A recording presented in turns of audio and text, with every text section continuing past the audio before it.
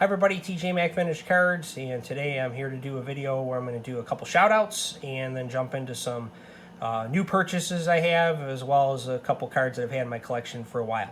First shout out is for a great channel, Steve Speaks. Back a few weeks ago, Steve had run a contest where he asked subscribers to give at least 10 subs to channels that he likes. And he put my channel on that list, and I'm just very grateful for that. First of all, that he likes my channel so much to do that, and then second of all, that he took the time to actually have those individuals, subscribe to my channel and ask that they do that. So I'm just real appreciative for that. Steve has a great channel. I'm going to put a link down to it below. And what he does on his channel is he shows off cards from his collection, but he also does a lot of videos where he looks at the current market for modern. And not just the big dollar cards, but he looks at a lot of the mid-range to lower dollar cards of the stars and modern rookies. And that's very helpful for me because I have an older son that collects cards, and it helps me know what to buy him. So I'm grateful that Steve is doing that service for the community. It's a nice thing that he has going over there on his channel, and I just want to recognize that and also thank him. And then secondly is Chris S. He's got a new channel out there. He started doing videos based on the Mangini challenge of showing off some beautiful cards in your collection. So Chris did that and put his first video out there. And I'm just asking some of my subscribers to give him a look if you would. I think you'll be happy with what he does. He has a similar approach to how I do things, with really getting into the cards, how they look, and just kind of talking about the connections either to him personally or the history of the cards. So he's really just getting his channel up and running. So if you'd give him a look as well, I'd appreciate it. He's very responsive with comments and things like that, which I like. So that's Chris S., and I'll put a link to his channel below. So now let's jump into the cards. I don't want to make this video too long. First two we're looking here today are the greats of the 1960s as far as pitchers go. One of them on the right, of course, is Bob Gibson, who was a Hall of Famer. And in 1968, he had that incredible season where he had a 1.12 ERA, and that was the lowest in 54 years in Major League Baseball. And 68 was the year of the pitcher. So it was the year where they expanded the strike zone to where it was above the shoulders and just below the knees. And then shutouts drastically increased that year to 339 shutouts in the majors. You had, again, Gibson's incredibly low ERA, and then you have Denny Mclean as well, who won 31 games that season, lost 6, and had a 1.98 ERA. And I'm going to talk a little bit about Denny Mclean for a second. This is a new card that I've added to my collection. As I've said many times, I'm primarily a Hall of Fame key card player from 56, or collector, I'm sorry, from 56 to 89. And I've been doing this for a long time, so I'm getting to the point where I pretty much have all those cards that I want, and now I just want to really expand into getting some other cards to build my collection up of some of those stars that represent the game. And Denny Mclean is one of those guys. He is a bit of an infamous player in baseball, and I'll get into that in a second. But first of all, he had a short career. He pitched 11 seasons. I'd say really only 8 or 9 full seasons with the Tigers, the A's, the Senators, and the Braves were the 4 teams he played for. Predominantly played for the Tigers, though, and in 68 and 69, it could be argued that he was the best pitcher in baseball.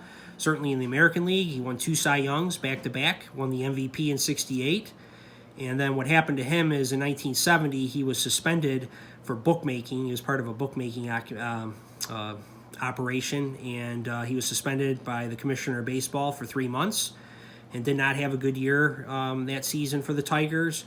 They traded him to the Senators. So he went from winning 31 games in 68 and over 20 games, I think he won 27, I believe, in 69, to losing 22 games in 1971. And he feuded with the manager of the Washington Senators, who was Ted Williams, the great Ted Williams, and did not get along with him. Then he was traded to the A's, and then he finished his career with the Braves. And then after baseball, he spent some time in prison for cocaine trafficking. And then in the 90s, he went to prison again for embezzling money from a company that he owned from the pension fund. So just really not a very good person. Bit of an arrogant person in videos that I watched. It was him in 1968 that faced Bob Gibson in the World Series in Game 1. Gibson struck out a World Series record 17 batters. Mclean in that series was 1-2. He pitched pretty well. He had over a 3 ERA, but he pitched pretty well. he ended up winning Game 6 for the Tigers to force a Game 7 against Bob Gibson. And it was Mickey Lalich that pitched that game and beat the Cardinals to win the World Series for the Tigers. And McLean was asked about Mickey Lalich's performance in the World Series, and he kind of had a jerk response, in my opinion, where he said that I wouldn't trade 12 Mickey Laliches for one Bob Gibson. So really good way to throw your teammate under the bus, which I really don't appreciate as a person that values teamwork. But that's kind of guy Denny Mclean was. He's a bit arrogant, but he's a player that I certainly want to have in my collection because he is representative of baseball in the 60s and an important time in baseball history. So I wanted to get his card. I debated between the 68 Topps and the 65 Topps rookie. I went with the rookie because I don't think the prices were drastically different. It was within my budget, and frankly, I love the 65 Topps set with the pennant and the tiger on the logo there. And I'm a big fan of the touches of color it has on it as well on the bottom. And I think it's got a lot of great photographs. And I remember also McLean from the 1981 or 82 Kmart issue, came out around that time.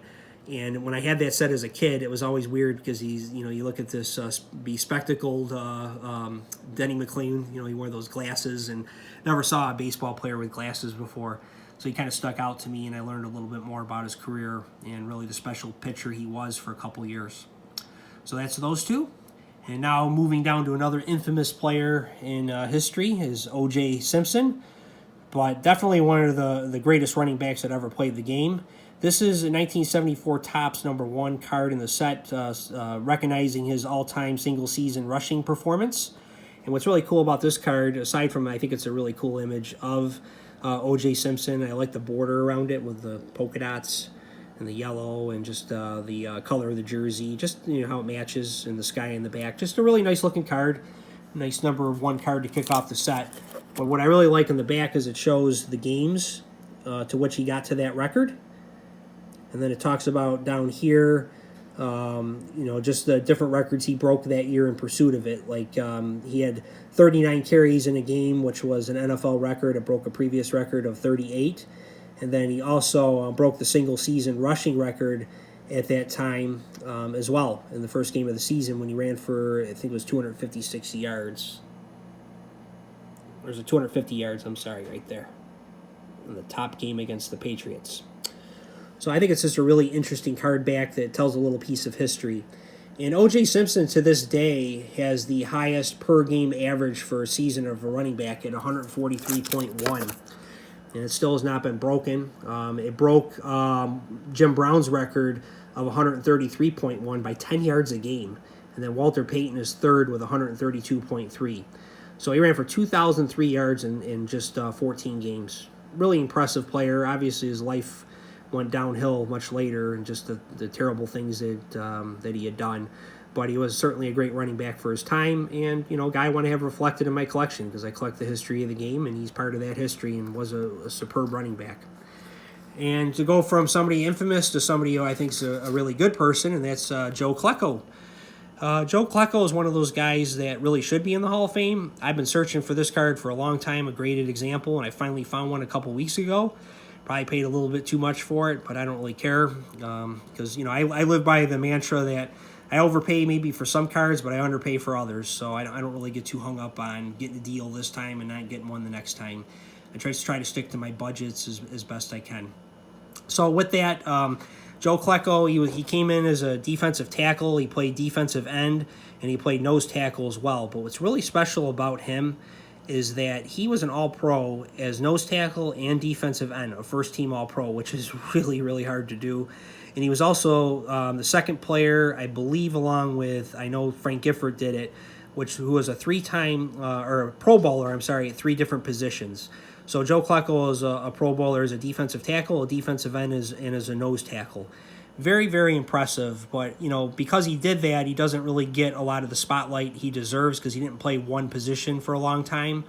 But in 1981, as a defensive end, he had 20 and a half sacks. Now, the NFL didn't officially record sacks till 1982, but they've had researchers looking into sack totals from before 1982, and actually Pro Football Reference is now reporting those sack totals, and it shows that he had 20 and a half sacks that year, which is really, really impressive. Would certainly be in the top 10 of all-time seasons for sacks. So what was really great about him is in 1985, as I mentioned, they switched to him to nose tackle because they went to a 3-4 scheme. And he had 7.5 sacks as a nose tackle, which is not easy to do. Nose tackles don't usually get a lot of sacks. But again, it was just the kind of player that Joe Klecko was. I mean, guys like Anthony Munoz, Joe DeLamielleure, and other Hall of Fame linemen just rave about how good this guy was. He was slightly undersized for a defensive lineman, but he used leverage and his incredible strength to just bowl guys over. And I really hope he gets into the Hall of Fame. He just missed the cut from the senior committee in the NFL. Cliff Branch got the recommendation, but I have a feeling that Joe Klecko is going to get in eventually. I think he's better than some of the guys that are in the Hall of Fame now, and he's certainly deserving of a place. Love the 78 card of him. I know they airbrushed the logos out, but it's just a great look. I like the white helmets, kind of like Penn State looking on this one, because they removed the logos. It's completely white, so you don't see the Jets on the side. But just a nice image. 78's one of those sets that brings back good nostalgic memories for me. So the last card I'm going to show this morning is a hockey purchase. Just picked up, I haven't picked up too many hockey cards lately. Let me let the focus get in on this one. But for whatever reason, I like these 62, 63 Topps cards and these blue borders, and specifically the Rangers. This is the third Ranger card I've picked up from this set. It's another Hall of Fame player. It's Bert Olmsted, and his nickname was Dirty Birdie. So he wasn't really a dirty player, but he was a very physical player. He would hit guys a lot along the boards. He wasn't really the best skater, so he compensated for that by being a very physical player. And he played for the Chicago Blackhawks when he came up, and then he went to the Montreal Canadiens, and then the Toronto Maple Leafs, and then he finished his career with the Leafs. But what's funny here is it has him on the Rangers, because after the 61 season, the Rangers claimed him, but he said he would not play for the Rangers, and he never did play for them. So you're not going to see any games with Bert Olmsted on the Rangers.